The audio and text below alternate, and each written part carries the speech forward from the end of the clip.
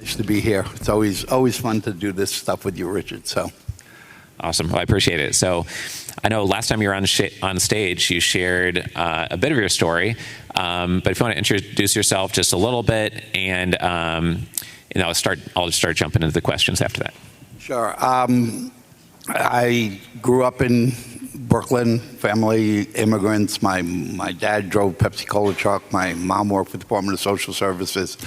I was supposed to get a civil service job and retire at 65 with a pension and all of that, but for whatever reason, I didn't follow that path. I ended up getting into the cable business before anybody knew what cable TV was. Actually, here in New York, I was in Manhattan splicing the cables under the streets for $90 a week.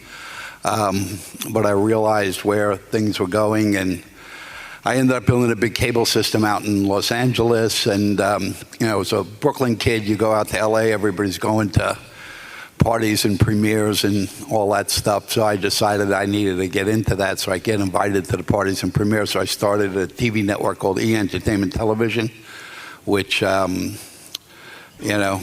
me seemed logical. It's people around the world love Hollywood gossip. I mean, we did pretty good with Howard Stern and Kardashians and stuff like that. And today, everybody talks about influencers, and there's no bigger influencer of pop culture in the world than E! On any given day, we reach more. If you took all the influencers of pop culture in the world and you added up who they reach, we reach more people on any given day. And the company went from, the VCs love us because they gave us $2 million to start a TV network, which was supposedly impossible, and the company's up around $5.2 billion now. So that's me. Awesome. Yeah, congrats on that huge story. I think everyone's heard of E-Channel. So one thing that I wanted to point out is that we have, the last time Larry was on stage, we have that on billionaires.com. You can stream that if you want. We're going to ask completely different questions today. But I do want to highlight that what struck me and what I still remember from the last interview was that you had a real focus on and a strategy around working smart and not working yourself to death 14 hours a day. Some people like Ariana Huffington say, hey, don't work yourself to death. You have to be balanced. But that's after she worked herself to death for 20 years and passed out and broke her jaw on a desk. And you wonder if she only became wealthy because she did work herself to death for 20 years. So can you comment on that and how you worked smart, not ridiculously hard, although I'm sure you worked hard sometimes? Yeah, no, sometimes I do. But number one, I just hire the smartest people I could find. So typically when I interview for something, whatever that specific task is, I make sure the person I hire is actually smarter than me in that task, but I know how to manage them. But other than that, I go to gym an hour a day, 6 days a week, because I see my friends that I went to school with walking with canes and walkers and stuff like that, and I don't want to go that way.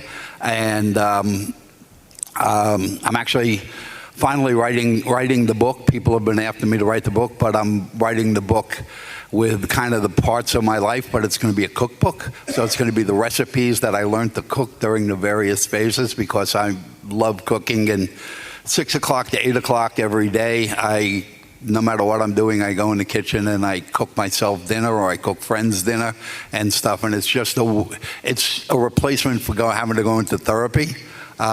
So I make sure I take that alone time every day. The other thing I do, which a lot of people don't do, and entrepreneurs, is I literally look at all the things that I'm working on every single night, and I self-assess. So these things that I should be working on again tomorrow. Most of the time they're not. Most of the time I go, boy, I had that idea in the morning. Boy, was that dopey, and I get rid of it real quick. Where a lot of entrepreneurs just get stuck in this follow your passion thing. And the world changes, the environment changes, maybe it wasn't such a good idea, and they spend all their time working on stuff that's not going to work, as opposed to just putting the ego aside and going, okay, bad idea, next. Awesome, thank you. So lots of times we hear, you have to hire really smart people. So you've probably learned some tricks and strategies to that. If you want to find someone smarter than you are in a niche, do you have like a go-to strategy or tactic you could share with the room? Sure. We kind of self-develop a lot of people. We take in interns, and one of the things people don't realize with E, when we started E, the going number to start a TV network, back then was around $100 million, and it was only done by big corporations. We actually found someone to give us $2 million, and we didn't know that wasn't enough, so we just did it anyway. But he actually started with 11 employees and 31 interns. I had a friend teaching radio, television, film in University of Texas in Austin, and he just sent me 31 interns, and they came for the summer, but as soon as we went on the air, we just grew so fast that, half of those kids became vice presidents by the end of the summer. And my friend never forgave me for not sending the kids back to Texas. But we give people, I still love interns. I bring in interns early. We take the best of the interns and we give them kind of lower level jobs, and then we take the best of those and stuff. So basically we get really smart kids. In the business that I'm in, I have to understand the way people are using TikToks and YouTubes and all of that stuff. So I hire people that live that world. And we've done well. Just some interesting stuff. 80% of our company is female. And it's not based on any given thing. It's just we hire smart people that we feel we could get along with, and that's kind of the way it's been. Awesome.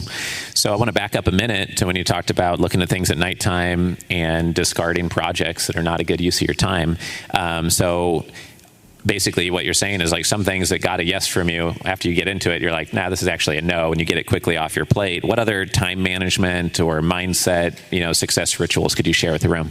Well, again, I'm very much against this, follow your passion thing. I just see so many people go, spend so much time on stuff. And, I owned a domain name called television.com.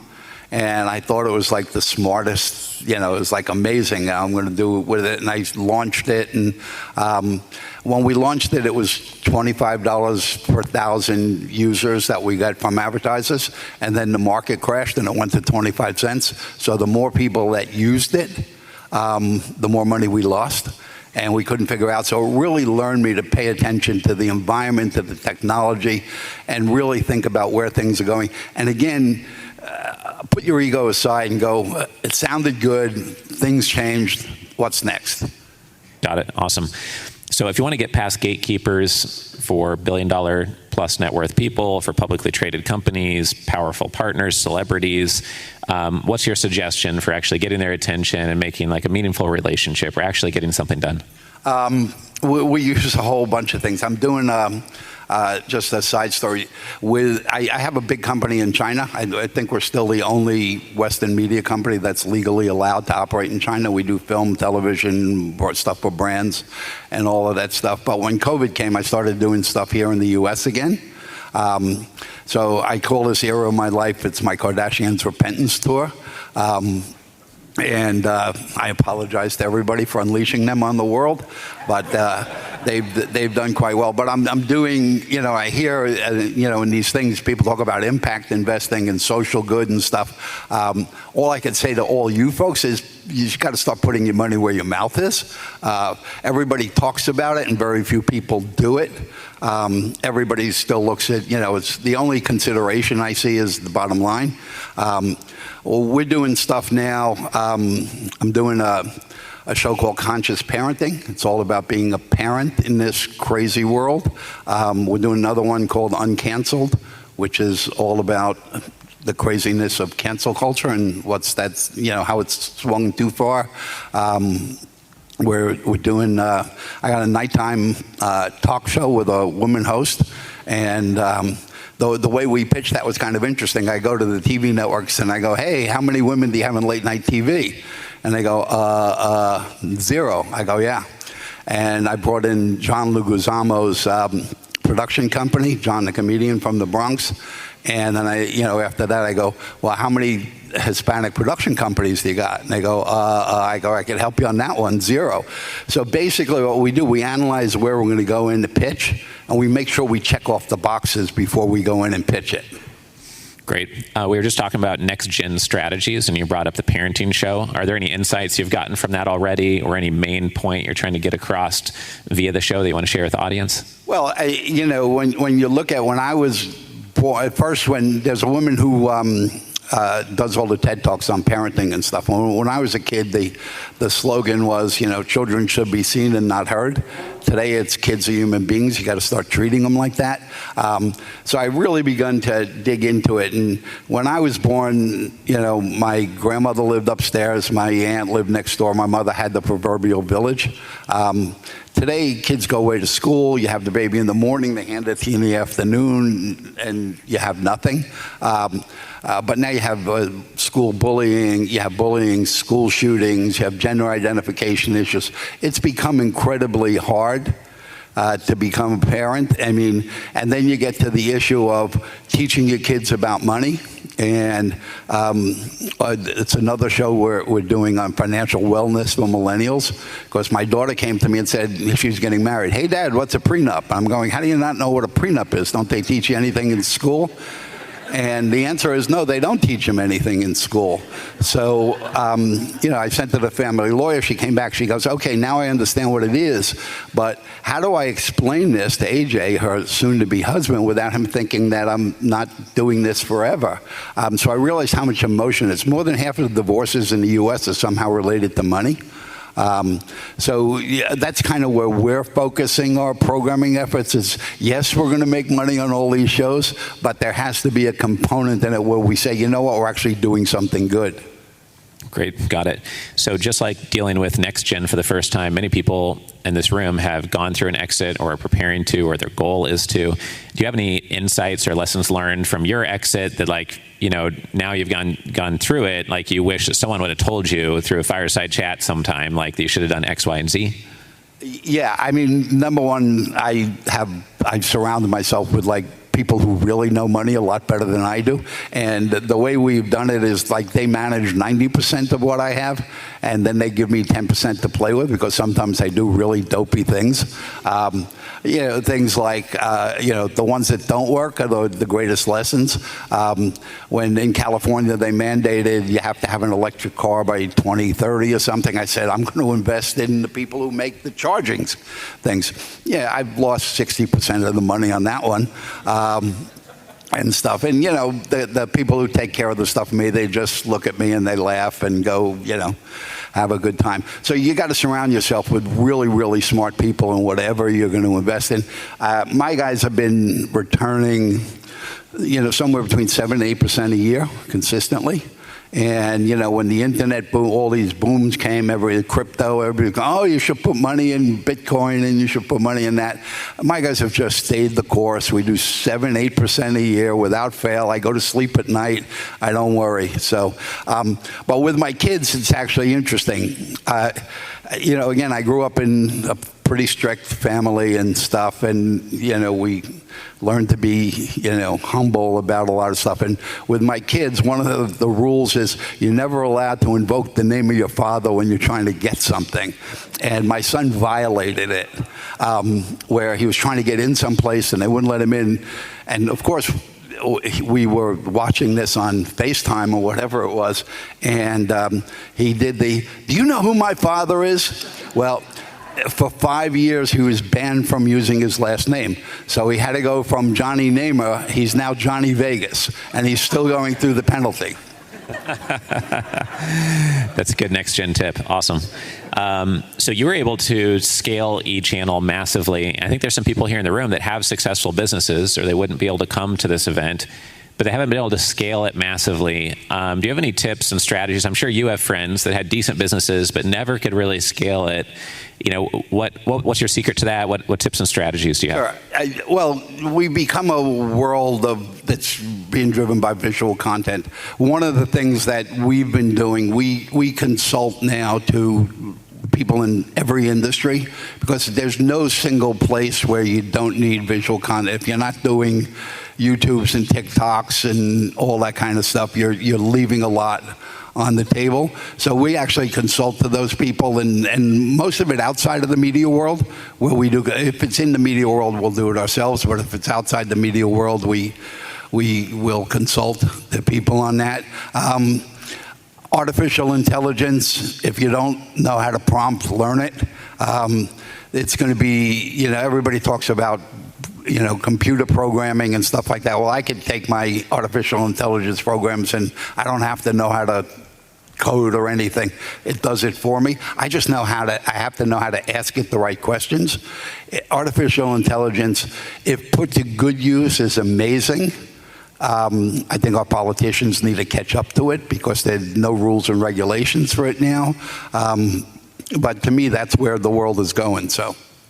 Great. And I know with eChannel, you were able to get access to movie trailers and stars at pretty much no cost, and it was highly produced content. And so that seemed to be one part that was key to your ability to scale eChannel. Was there anything else, like 2 or 3 components to the recipe that made it go off? Sure. We some of the stuff we did, which turned out to be really smart. We realized that Hollywood has stopped being a geographic place. It's really become a mindset, a level of quality and creativity and stuff. So we really concentrated on the entertainment, not just in the U.S., but outside the U.S. He is now in 142 countries.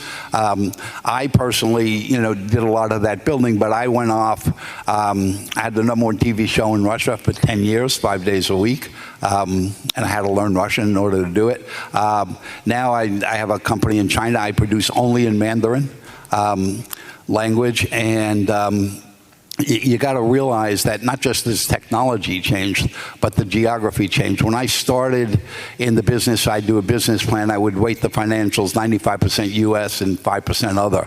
I mean, you didn't even give it a name. Now it's 30% U.S. So you really need to pay attention to, Russia and China and South America and, all those kind of places.